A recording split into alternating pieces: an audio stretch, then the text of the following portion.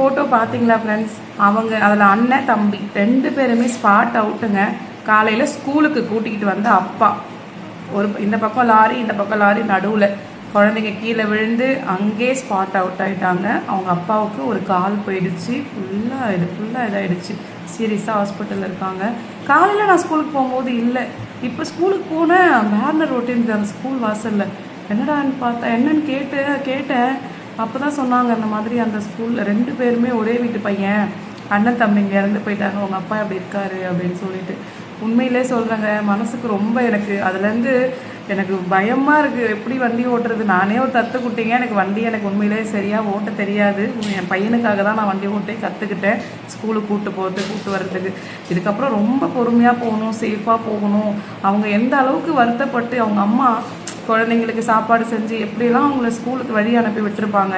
தன்னுடைய குழந்தைங்க 2 பேரும் இப்படி திரும்ப வீட்டுக்கு வருவாங்கன்னு அவங்க எதிர்பார்த்துருப்பாங்களா? அவங்க மனநிலைமை இப்போ நினச்சி பார்த்தா மனசு எப்படி சொல்கிறதுக்கு வார்த்தையே இல்லை. தயவு செஞ்சு எல்லாருமே வண்டியில் போகும்போது பார்த்து பத்திரமா சேஃபாக போங்க. கொஞ்சம் 10 நிமிஷம் லேட்டாக போனால் கூட ஒன்றும் பிரச்சனை இல்லைங்க. ஸ்கூலுக்கு அவசரமாக ஓட்டிகிட்டு வந்தனால தாங்க அவர் தவற விட்டுட்டாரு.